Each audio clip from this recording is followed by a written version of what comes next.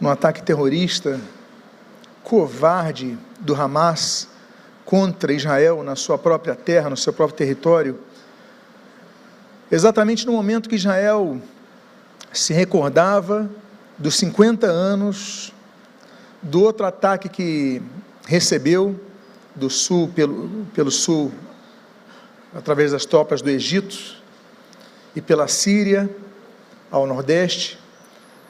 Então Israel, rememorando os 50 anos, exatamente nessa data, o Hamas, que é o governo que se estabeleceu ditatorialmente na faixa de Gaza, numa parte dos territórios palestinos, numa parte pequena chamada faixa de Gaza, eles invadiram o sul de Israel e já fizeram muitas mortes. Foram cerca, os últimos números que eu tenho, porque esses números aumentam a cada boletim, aumentam os números, mas já eram mais de 300 civis mortos em sua própria terra, nas suas casas, nas estradas, nas ruas, além dos mortos já na faixa de Gaza, pelos bombardeios que já começaram, que já são mais de 263, famílias judaicas que foram sequestradas. O último número que eu tenho foram 162 pessoas que estão desaparecidas, pais, mães, avós, netos, crianças. Muitos destes, imagino eu, já estando mortos e não tendo sido contabilizados. Então, é uma indignação que nós vivemos, é uma indignação que nós temos, e se trata de um momento histórico, porque desde 1973, no ataque que Israel, já citei aqui, sofreu no dia do Yom Kippur, no dia das orações, e agora os judeus estavam celebrando a festa das cabanas, outra festa judaica, acontece novamente esse ataque. Se trata do maior ataque em 50 anos que Israel teve, e naturalmente nós vamos orar por Israel. Pastor Carlos Carvalho me procurou, me trouxe uma sugestão antes do culto, a qual acolhi, acatei no meu coração e gostaria de compartilhar aos irmãos que têm participado dos relógios de oração. Nós temos vários assuntos que nós tratamos no relógio de oração, mas nessas próximas semanas nós vamos focar na paz em Israel. Eu separei um texto, eu volto a dizer, nós vamos dar prosseguimento ao nosso estudo, nós não vamos dar uma pausa nele face a isso, até porque os eventos aconteceram ontem durante o dia, então não haveria tempo de tratar sobre isso. Nós vamos tratar, porque nesses domingos nós vamos falar dos sinais da volta de Jesus relacionados a Israel, e nós vamos falar num dos estudos a respeito do fato de Israel estar cercado de países hostis. Mas eu separei um texto que se encontra no livro de Jeremias,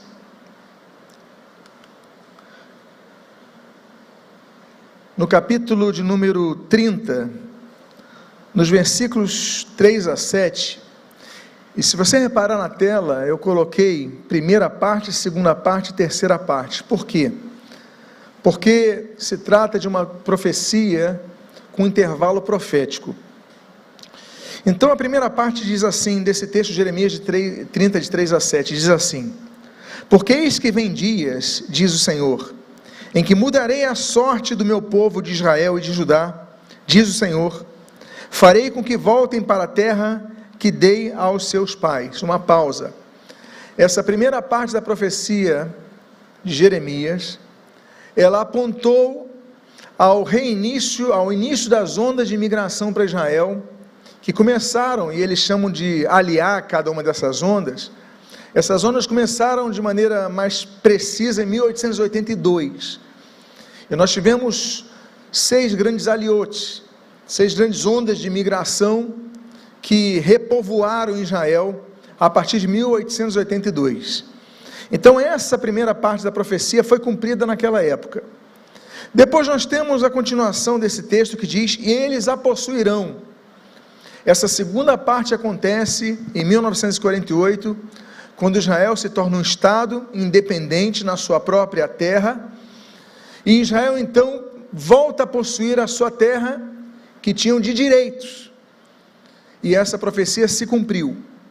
Agora a terceira parte, ela começa no dia seguinte a essa independência de Israel, que acontece no dia 14 de maio, começa já nas próximas horas do evento da independência, se aflora no dia 15 e continua até os dias de hoje. E ontem, quando nós ouvimos o primeiro-ministro declarando que o país estava em estado de guerra, nós ficamos muito atentos a tudo isso. Por quê? O profeta Jeremias, ele declarou,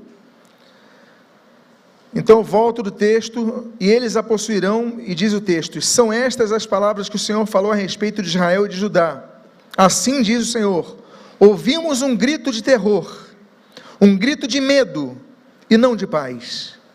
Perguntem e vejam se o homem pode dar à luz uma criança, porque então vejo todos esses homens com as mãos na cintura, como se fosse uma mulher que está dando à luz, e porque se tornaram pálidos todos os rostos. Ah, que grande é aquele dia, não há outro semelhante, é tempo de angústia para Jacó, mas ele será salvo dela, ele será salvo desta angústia. Nós estamos vivendo um período histórico, que começa em 1948, eu volto a dizer, no dia 14 de maio, e se estenderá até a segunda fase do retorno de Jesus Cristo, quando acabará o tempo de angústia de Jacó. Mas enquanto isso durar, nossa geração está vivendo esse período, o tempo de angústia de Jacó. Israel não tem paz um segundo. Israel cresceu, Israel prosperou, Israel se tornou uma potência militar, tem se tornado uma potência empresarial, industrial, tem crescido apesar de tantas guerras e de tantos cercos dos seus inimigos. Mas ainda não é o momento de Israel habitar em paz. Ainda estamos vivendo os tempos de angústia de Jacó. Eu sei que esses números que eu dei para vocês, cerca de 300 mortos de um lado, 262 do outro, são números pequenos ao que nós vamos ver nos próximos dias, infelizmente. Eu digo isso com tristeza, por quê?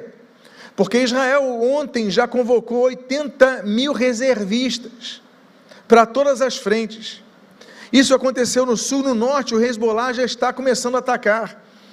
Então, a guerra vai se aflorar, os tanques já estão cercando Gaza, vão invadir Gaza, pessoas, infelizmente, pessoas vão morrer, e infelizmente, dentre essas pessoas, vão morrer crianças, vão morrer idosos, vão morrer civis, infelizmente, é o que acontece nesse tipo de situação, e nós temos um papel, nós temos um dever, orar pela paz em Jerusalém, nós devemos orar sempre, orar pela paz que aconteça na terra de Israel, orar pela paz no mundo sempre, mas nós devemos orar. Então, antes de nós darmos continuidade ao nosso estudo, eu gostaria de convidá-los a que nós nos coloquemos de pé e nós façamos uma oração. É nosso papel, é nosso dever e são as armas que nós temos. Não temos outras armas em nossas mãos neste momento, senão as nossas orações. Pai amado, Deus bendito, o dia de ontem ele se iniciou com essas terríveis notícias do pior momento de Israel nos últimos 50 anos. Centenas de vidas ceifadas por ataques covardes, pessoas metralhadas nas suas casas, nas ruas, nos seus carros, nos seus trabalhos. Senhor, tem misericórdia, Senhor. Oramos pela paz em Jerusalém, oramos pela paz em Israel, oramos, Pai, que esta guerra que se mostra tão presente aos nossos olhos, diante de nós, ela, Senhor, cesse, Senhor, de maneira muito breve, Senhor. De alguma forma isso cesse, Senhor, de maneira muito breve. Sabemos que os atores políticos estão em campo, Senhor, agindo, mas, Senhor, nós pedimos a Ti, tem misericórdia, Senhor. Tem misericórdia. Sabemos que são sinais, que isto que nós estamos vendo com nossos olhos fazem parte de um escopo ainda maior, Senhor, de um esboço de algo ainda maior, de uma guerra ainda maior que vai acontecer no futuro, mas nós pedimos ainda assim, Senhor, tantas limitações nós temos, mas nós a Ti clamamos, tem misericórdia, Senhor, intervém, traz paz àquelas vidas. o que nós pedimos nesse momento, pedindo desde já também, pela continuação de nosso estudo, que hoje vai trabalhar exatamente sobre a importância do povo de Israel, da terra de Israel para esse povo, Senhor, que isso nos dará, ainda que não tivéssemos programado que fosse exatamente nessa data, nos dá um pano de fundo sobre o que está acontecendo nos dias de hoje. Então, Pai, pedimos, fala conosco, nos abençoe, e o que nós fazemos agradecidos em o nome de Jesus. Amém e amém. Podem tomar, por favor, os seus assentos.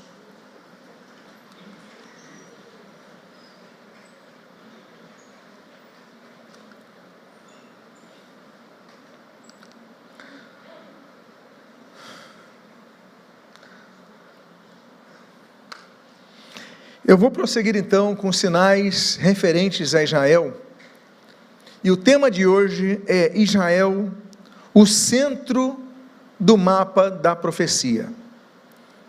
Se os sinais da volta de Cristo, eles são o ponteiro de um relógio, cuja contagem regressiva está andando de maneira muito veloz, então os sinais são os ponteiros do relógio.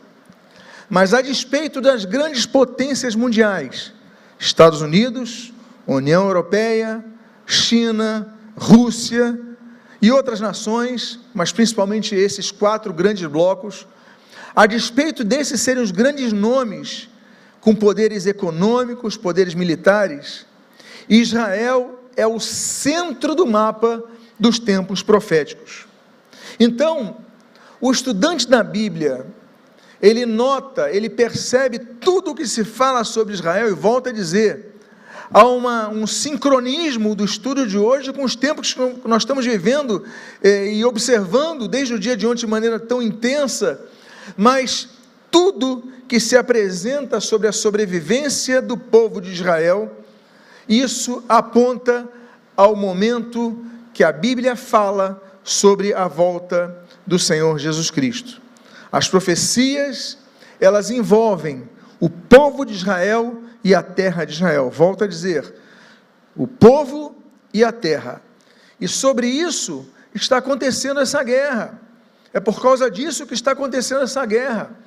É por causa desse problema, dessa questão de Israel retomar o seu direito à sua própria terra, retomar o direito à sua própria existência, coisa que outros povos têm e não querem dar a Israel esse direito.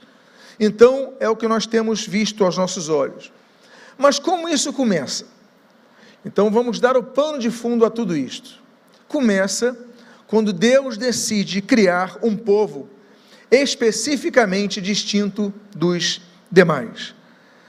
A definição do povo de Israel como um novo povo que Deus criaria, ela é um projeto divino. Gênesis capítulo número 12, nos versículos 1 e 2, eles registram: o Senhor disse a Abrão, saia da sua parentela e da casa do seu pai, e vá para a terra que lhe mostrarei. Farei de você uma grande nação, e o abençoarei, e engrandecerei o seu nome, seja uma bênção. Farei de você uma grande nação. Até Abraão não havia o povo de Israel. Até Abraão surgir, não havia o povo hebreu. Então, nasce a ideia do povo hebreu através de Abraão, e não somente a ideia de um novo povo, mas também a ideia de uma terra que estaria atrelada a esse povo. Então, vá para a terra que eu lhe mostrarei, ou seja, vai surgir um povo, e esse povo terá a sua própria terra. Então, o cerne desses chamados aponta ao estabelecimento de um projeto nacional. Abraão teria Isaque, mas também Abraão teria Ismael. Mas a promessa da aliança que Deus vai fazer em relação ao povo e à terra, seria apenas com um dos descendentes. Veja o que diz o texto de Gênesis capítulo 17, dos versículos 19 a 21. Deus lhe respondeu: na verdade, Sara, sua mulher, lhe dará um filho, e você o chamará de Isaque. Estabelecerei com ele com Isaque, a minha aliança, aliança perpétua para a sua descendência. Quanto a Ismael, que é o outro filho, eu ouvi o pedido que você me fez, vou abençoá-lo, farei com que seja fecundo e o multiplicarei extraordinariamente. Então as populações árabes são muito, mas muito populosas. Eu os multiplicarei extraordinariamente, ele será pai de 12 príncipes e dele farei uma grande nação. Mas a minha aliança eu estabelecerei com Isaque. Eu vou repetir, mas a minha aliança eu estabelecerei com Isaque, o filho que Sara dará à luz para você, neste mesmo tempo, daqui a 1 ano. Então, nós temos os 2 filhos de Abraão, que até hoje brigam. Nós temos os descendentes de Isaque, que são israelitas, nós temos os descendentes de Ismael, que são os árabes. É uma briga, se nós tivéssemos que colocar entre aspas, familiar, origem familiar. Os 2 são descendentes de Abraão, mas a aliança que Deus fez com Abraão, ela se perpetuaria através de Isaque, como nós lemos claramente nesse texto. Bom, Israel então, nessa aliança que Deus faz com Abraão, a aliança abraâmica, sobre a qual nós já estudamos, ela seria destinatária da bênção para as nações. O texto do capítulo 12 de Gênesis, no versículo 3, diz assim: abençoarei aqueles que o abençoarem, e amaldiçoarei aqueles que o amaldiçoarem, e vocês serão benditas todas as famílias da terra. Então, esse povo, ele teve um objetivo.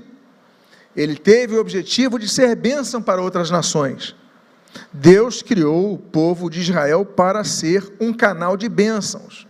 E esse canal de bênçãos, ele pode ser verificado em 3 aspectos. Vamos falar sobre eles. Mas, introduzindo-os, primeiro aspecto, através deste povo, viriam as Escrituras Sagradas. A Bíblia vem através do povo de Israel. Segundo aspecto, deste povo viria o Messias, trazendo a salvação a todos os outros. O Messias vem de Israel. E o terceiro aspecto, outros tipos de bênçãos alcançariam outras nações através deste povo. Vamos falar então sobre esses 3 aspectos. O primeiro deles, a bênção decorrente através da escrituração, manutenção e propagação das Escrituras Sagradas. Romanos capítulo 3, nos seus 2 primeiros versos, ele registra o texto de Romanos. Qual é então a vantagem do judeu? Ou qual a utilidade da circuncisão? Muita, sob todos os aspectos, principalmente porque aos judeus foram confiados os oráculos de Deus. Ou seja, Deus, o texto de Romanos, vai dizer claramente que Deus separou o povo de Israel para ser o escriturador dos oráculos divinos. Então, essa é uma das principais funções de Deus separar aquele povo. Funções que até hoje nós somos receptáculos dessas bênçãos. Registrar, manter e divulgar a palavra de Deus.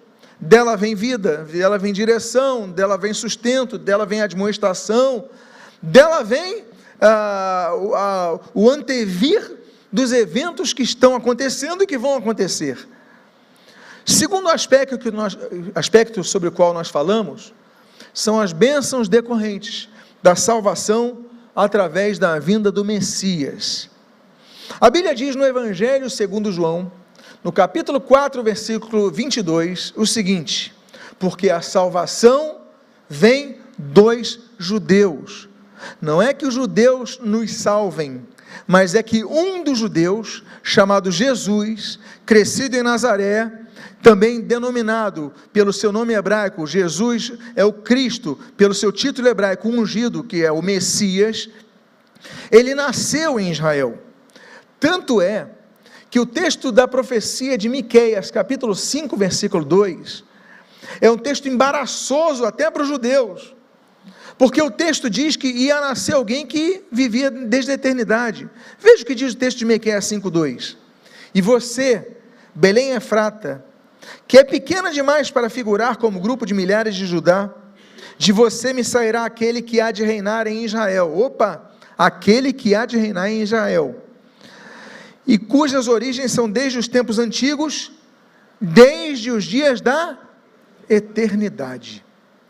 Ou seja, nasceria o Salvador. Esse texto fala inclusive que ele vai reinar no futuro. Então nós devemos sempre nos lembrar dos dois aspectos do reino de Deus: o aspecto espiritual, que já existe hoje, e Jesus reina desde a eternidade, mas temos o aspecto futuro, físico, terreno, que vai acontecer no período milenial, que não aconteceu ainda, tanto é que ele fala que há de reinar, não reina ainda, sobre quem? Sobre o reino de Israel.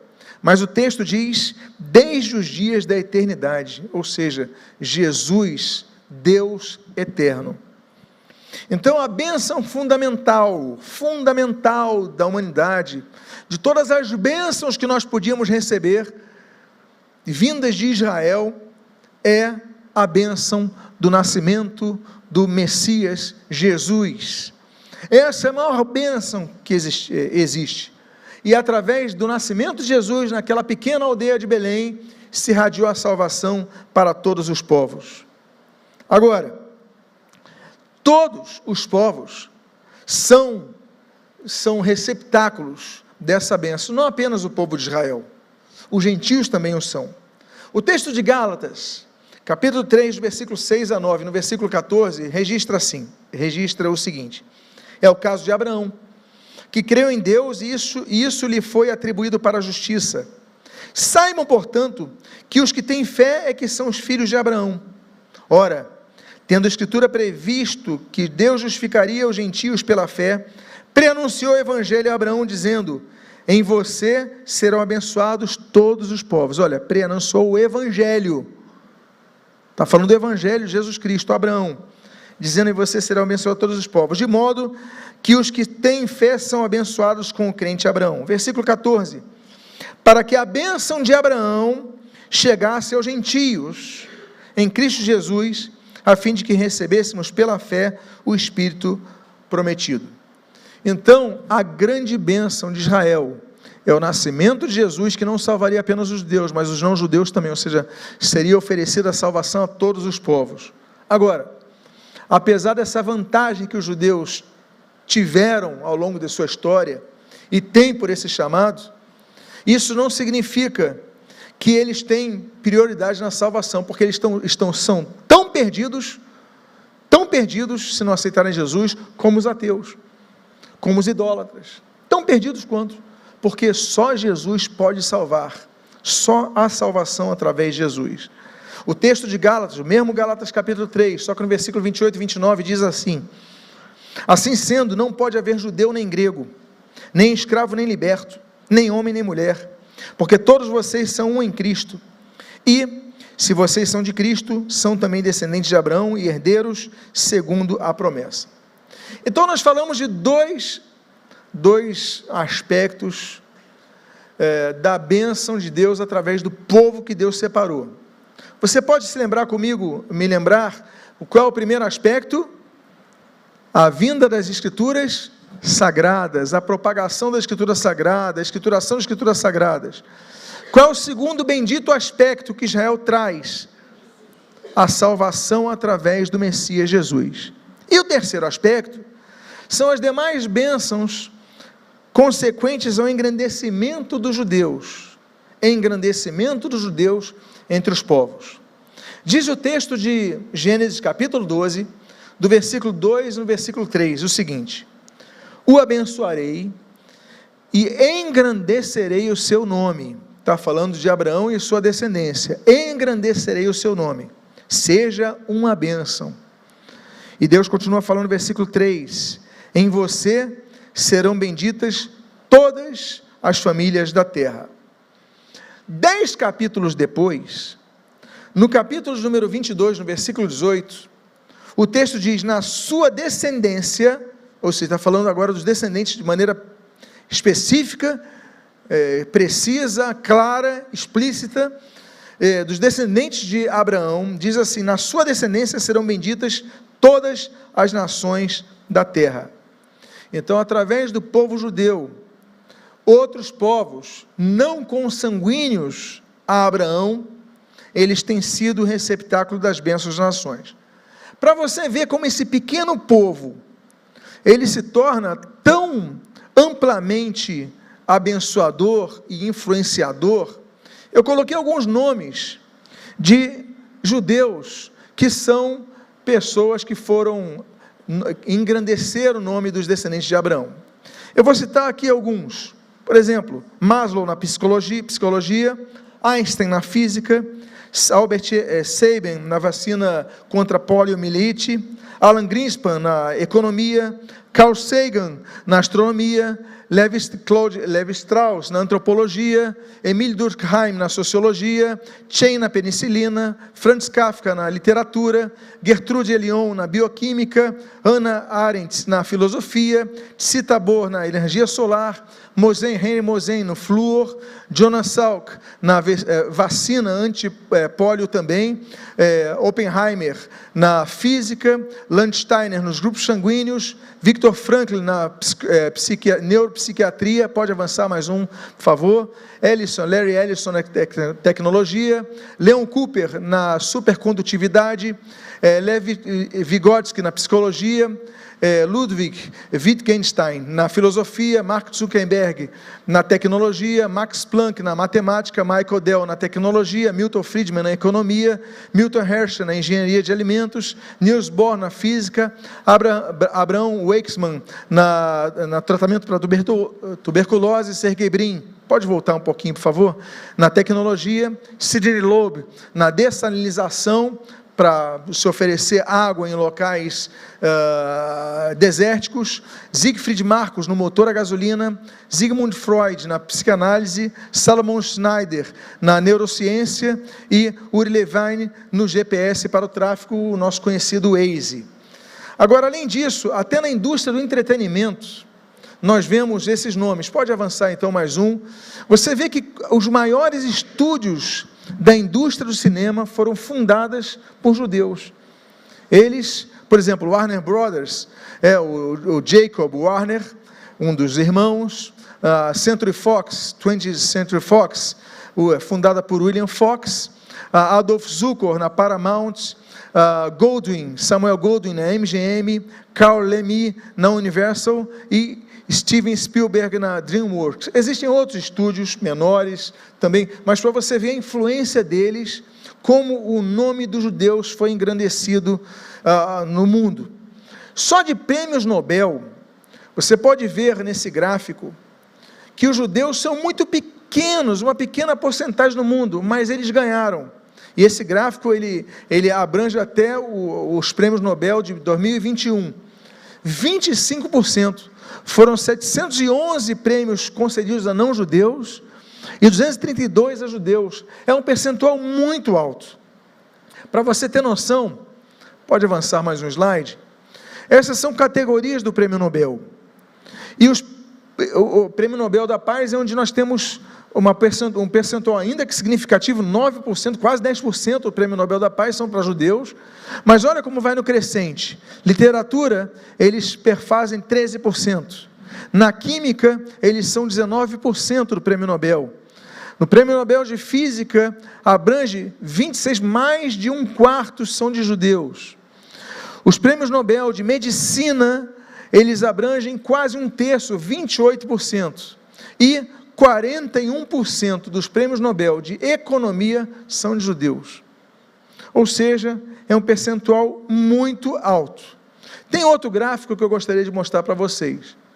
Nós vimos aquele primeiro gráfico à esquerda, que 25% do prêmio Nobel são de judeus. Mas se você olhar a população de judeus no mundo, eles chegam a 3%, entre 2% e 3%.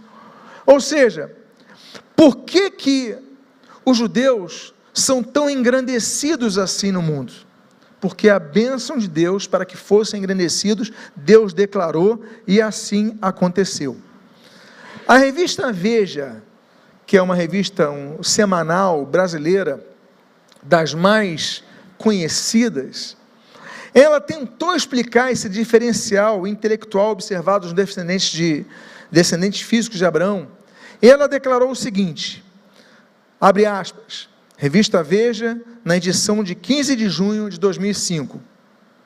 Testes realizados com askenazes, como são conhecidos os judeus originários da Europa Central e Oriental, constataram que a porcentagem dos que tinham QI acima de 140 pontos era 5 vezes maior do que entre o restante da população europeia. Fecha aspas.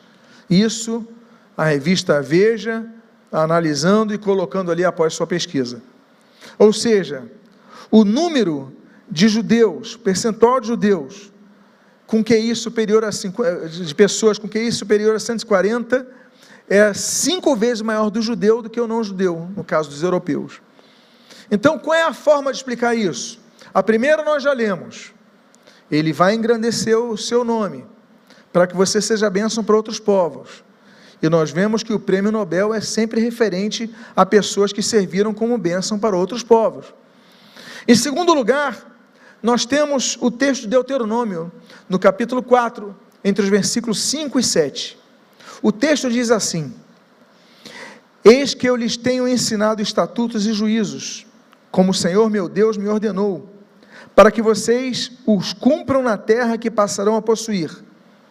Portanto, guardem e cumpram essas leis, porque isto será a sabedoria e o entendimento de vocês aos olhos dos povos.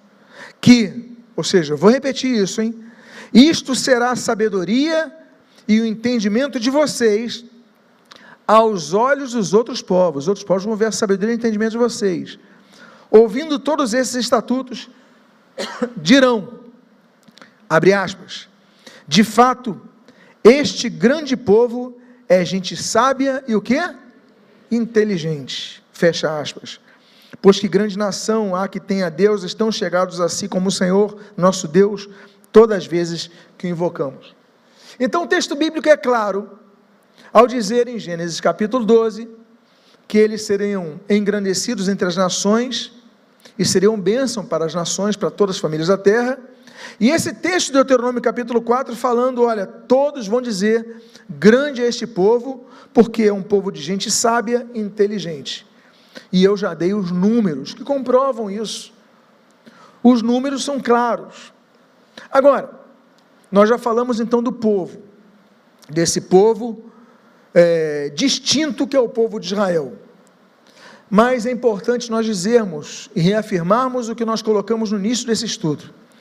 Este povo, que é distinto dos demais, estaria atrelado a uma terra específica, no Oriente Médio, que seria possuída por eles, conforme as profecias apontam.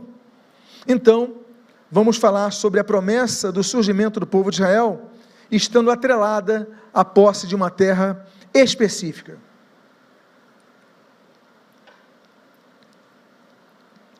Existem 4 sinais contemporâneos que ligam a terra de Israel à volta de Jesus. É biblicamente inquestionável que o povo de Israel esteja atrelado à terra de Israel. É biblicamente inquestionável. E uma terra que é geograficamente específica. Então, sobre essa terra, como eu falei para vocês, tem 4 sinais que apontam à volta de Jesus. 3 já aconteceram. Quais são? Primeiro dos grandes 4 sinais relativos à terra de Israel: os judeus retornariam de todas as nações para a terra de Israel, o que tem se cumprido regularmente, continuamente, através das ondas de imigração, especialmente desde 1882. Esse sinal já se cumpriu, já estão voltando para a terra de Israel.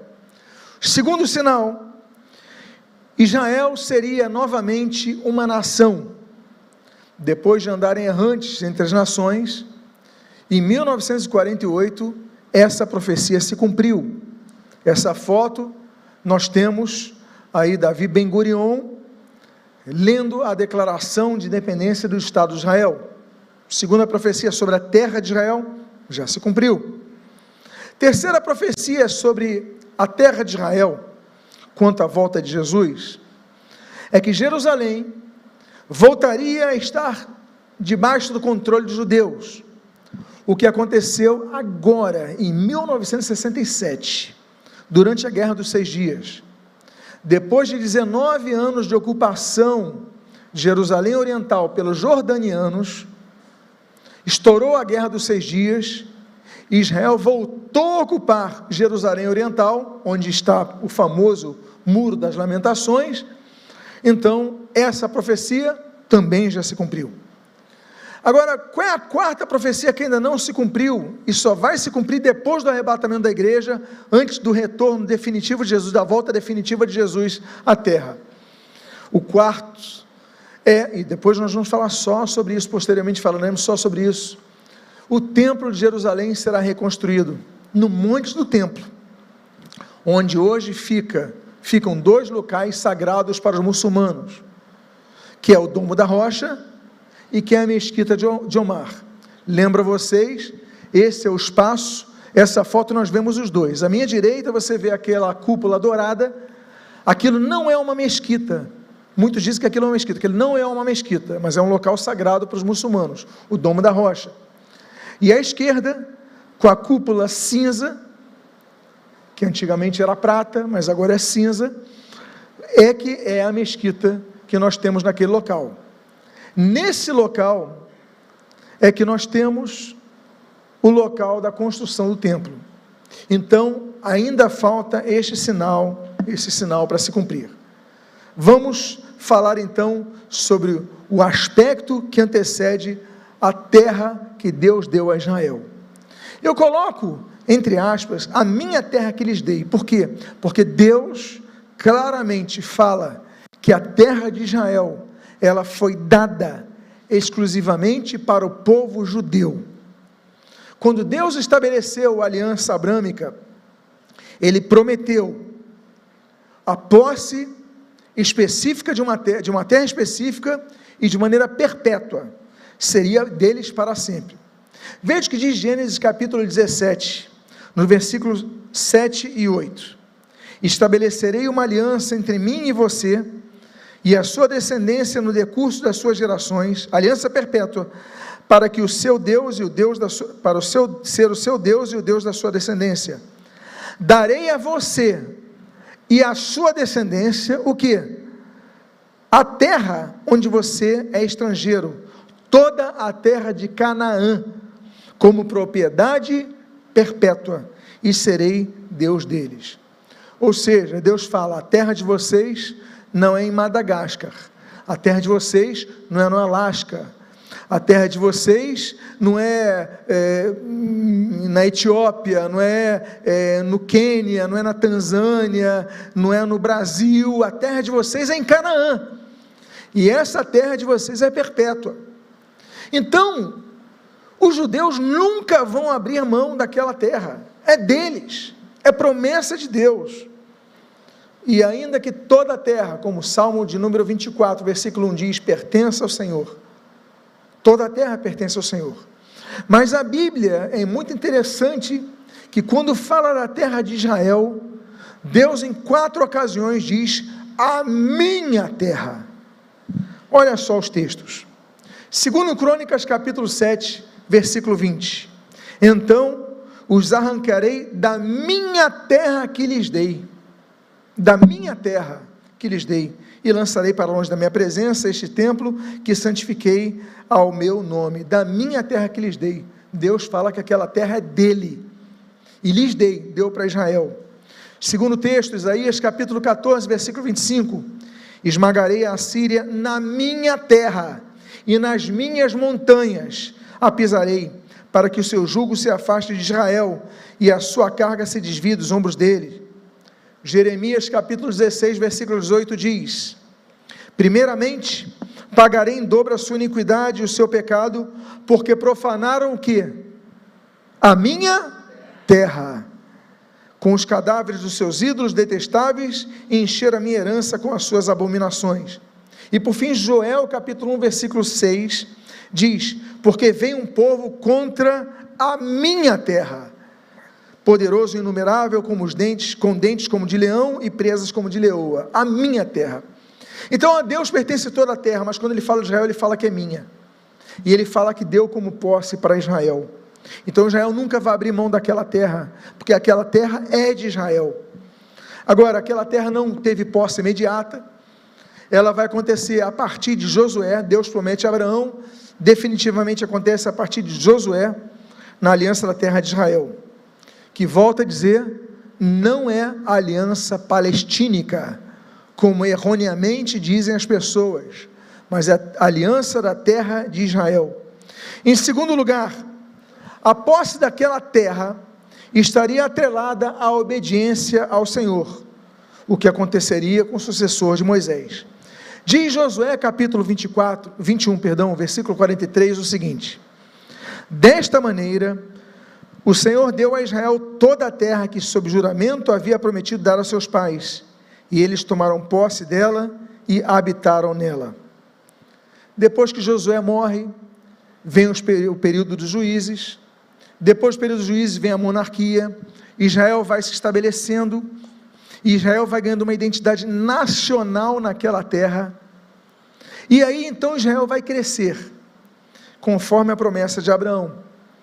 Gênesis capítulo número 15, versículo 18, nós lemos o seguinte: naquele mesmo dia, o Senhor fez aliança com Abraão, dizendo: à sua descendência dei esta terra, desde o rio do Egito, está falando rio Nilo, até o grande Eufrates, o grande rio Eufrates. Então, Israel foi crescendo, chegando até o Eufrates, quando nós vemos ali o texto do 1 Reis, capítulo 4, versículos 21 e 24. Olha como cresceu o reino de Israel com Salomão. Salomão dominava sobre todos os reinos, desde o Eufrates até a terra dos filisteus e até a fronteira do Egito. Esses reinos pagavam tributo e serviram Salomão durante todos os dias de sua vida, porque Salomão dominava sobre toda a região e sobre todos os reis, do lado de cada Eufrates, desde Tífisa até Gaza. Olha Gaza aí na história, até Gaza, e tinham paz em toda a região ao redor. Você pode ver nessa tela o mapa da extensão máxima que Israel já teve. Israel, hoje, é isso daqui, é só isso daqui, mas a extensão máxima foi tudo isso daqui, até o rio Eufrates. O Nilo fica mais ou menos aqui, e ele chegou até aqui. Quando vocês ouvem falar da faixa de Gaza, a faixa de Gaza é esse daqui, laranja, não sei se vocês conseguem enxergar esse trechinho daqui, é laranja, isso é a faixa de Gaza. Então, essa foi a extensão máxima do reino de Salomão. Mas aí, Salomão morre, o reino se divide em dois, os territórios vão sendo perdidos. Mas o pior estava para acontecer. Os israelitas, eles seriam arrancados de sua terra e espalhados pelo mundo, por causa de sua infidelidade, por causa de suas falhas e a quebra de todos os relacionamentos que eles tinham com Deus. A Bíblia diz em Deuteronômio capítulo 29, no versículo 28, com ira, indignação e grande furor, o Senhor os arrancou de sua terra e os lançou para outra terra, como hoje se vê. Então, eles foram sendo espalhados pela terra, e aquela terra foi ficando desocupada. E quando acontece de uma terra ficar desocupada, o que vai acontecer, meus irmãos? Outros vão o quê? Ocupando. Agora, outras ocupações aconteceram, e se você notar a quantidade de ocupação estrangeira na terra que sempre foi de Israel, Deus prometeu a Israel. Veja esse gráfico, como houve ocupações em Israel. E isso daqui é todo o período da terra de Israel, desde os assírios. O único momento que os judeus ocupam a sua terra está em azul. Então só acontece aqui e aqui. O resto tudo é ocupação estrangeira. Os assírios ficaram 136 anos, babilônios 48 anos, persas 206 anos, gregos 166. Aí vem um período de mais ou menos 100 anos, 103 anos aqui, quando Israel consegue uma independência. Fica só 100 anos independente na sua própria terra. Aí depois vem os romanos e pronto, ocupam Israel. Esse período nasce Jesus. Depois vem os bizantinos, 323 anos, os árabes, 463 anos. É muito tempo para ocupar a terra. Por isso que nós temos a questão dos árabes lá, eles vão ocupar. Vem os cruzados, 192 anos, mamelucos, 225 anos, otomanos, 400 anos, e os britânicos por 31 anos, até que Israel fica independente em 1948. Então nós só temos, nesse período enorme de tempo, nós só temos esses dois períodos em azul, que apontam a independência de Israel na sua própria terra. Mas, entre esses períodos, nesses períodos que vocês viram em vermelho, que são longos períodos, os israelitas ficaram errantes em terra estrangeira, em tantas terras. O texto de Oséias, no capítulo 9, versículo 17, ele diz assim: o meu Deus os rejeitará, porque não lhe deram ouvidos, não lhe dão ouvidos, e andarão sem rumo entre as nações. Mais do que isso, eles não somente andariam sem rumo entre as nações, até terem o direito à sua independência em 1948, mas eles ali nessas terras seriam perseguidos implacavelmente, crescendo a cada dia o antissemitismo. Eles seriam perseguidos com violência. A Bíblia já profetizara a respeito disso, no livro de Levítico, no capítulo 26, no versículo 33, quando Deus, ele vaticina a Israel, dizendo o seguinte: espalharei vocês entre as nações, e irei atrás de vocês com espada na mão. A terra de vocês será assolada, e as cidades ficarão em ruínas. Face a essas perseguições aos judeus, muitos acabam abre aspas, se convertendo, fecha aspas, forçadamente. O antissemitismo começa a se alastrar com força, e nós temos as grandes perseguições aos judeus.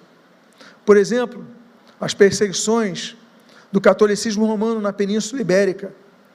Elas diziam o seguinte: ou você se converte ao catolicismo, ou você morre, ou você sai da nossa terra. Então muitos, para não saírem, se convertiam. Outros entravam nas caravelas para virem para o novo mundo. Mas o fato é que muitos diziam se converter, mas na verdade continuavam sendo judeus na sua vida privada. Então nós temos os chamados cristãos novos. Olha, ele não é cristão, ele é cristão novo, eles são judeus de verdade, e as pessoas ficavam de olho, atentos, se guardavam o Shabat, se limpavam a casa antes da sexta-feira, né, se não comiam carne de porco. Então tem muitas questões a respeito dessa perseguição. Muitos foram mortos, porque preferiram não se converter, ainda que falsamente, ficticiamente, entre aspas, para mostrar aos demais que eram cristãos novos, e aí por causa disso foram mortos ou expulsos. E esse fato, ele aponta uma profecia, o cumprimento de uma profecia de Deuteronômio capítulo 28, no seu versículo número 64. Veja o que diz o texto: o Senhor os espalhará entre todos os povos, de uma a outra extremidade da terra. Ali vocês servirão outros deuses, deuses de madeira e de pedra, que nem vocês, nem seus pais conheceram. Ou seja, as perseguições do catolicismo romano, eles tinham que se prostrar àquela idolatria, aquelas estátuas de pedra e de madeira, como nós vemos claramente no texto, forçadamente, para dizerem que se converteram. Eu caminho para a conclusão dizendo o seguinte: isso não acontece apenas no catolicismo romano, vai acontecer no protestantismo também, no europeu, quando ali nós vemos o surgimento de Adolf Hitler, se baseando em textos, inclusive do reformador Lutero, na sua fase antissemita que ele teve. Inclusive, grande parte do Terceiro Reich era composta de líderes protestantes. Então, tudo isso, eles diziam o seguinte: não, nós vocês têm que se converter ao protestantismo, ou vocês têm que se converter ao catolicismo, porque senão vocês vão ser esmagados por uma culpa. Qual é a culpa? Porque diziam que eles mataram Jesus. Ora, o nome disso é deicídio.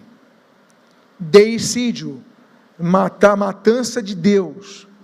Eles acusam, e durante a Idade Média, as perseguições com os judeus, eles diziam, eles são deicidas. Eles mataram o Senhor Jesus Cristo. Ora, quem matou, em primeiro lugar, foram os romanos. Se nós formos apontar um dado histórico, foram os romanos que apontaram. Os judeus montaram tudo, prepararam tudo, gritaram o nome da soltura de Barrabás ao invés de Jesus. Nós sabemos, estava nas mãos dos romanos. Segundo lugar, quem matou Jesus, então, não foram os romanos, nem foram os judeus, foi a humanidade. Então, não podemos acusar um povo de deicídio, quando toda a humanidade rejeitou Jesus. Então ele vem para se apresentar como Salvador e é rejeitado. Então isso cumpre a profecia, e eu encerro com esse versículo, desse capítulo e versículo, em Jeremias, capítulo 50, dos versículos 6 e 7, diz assim: o meu povo tem sido um rebanho de ovelhas perdidas. Os seus pastores as fizeram andar errantes e deixaram que elas se desviassem para os montes. Andaram de monte em monte e se esqueceram do seu aprisco. Todos os que as acharam, as devoraram. Os seus adversários diziam: não é culpa nossa, porque eles pecaram contra o Senhor. Olha, nós estamos matando os judeus na Inquisição, mais perseguições, nós estamos matando os judeus, mas não é culpa nossa não, porque eles pecaram contra o Senhor. E isso já estava profetizado através de Jeremias. É muito grandiosa a história de Israel quanto aos seus sinais em relação à volta de Jesus. Nós então demos um pano de fundo hoje sobre Israel como centro do mapa profético. Nós mostramos então o surgimento desse povo e o propósito do surgimento desse povo e o fato de haver uma terra intrínseca a este povo. E no próximo domingo então, nós vamos dar continuidade a esse estudo e vamos falar sobre a visão do Vale dos Ossos Secos e a gestação, a difícil gestação do Estado de Israel. Que Deus abençoe a sua vida rica e abundantemente, em nome do Senhor. Amém, queridos? Vamos ficar de pé, vamos encerrar com uma palavra de oração, e mais uma vez nós vamos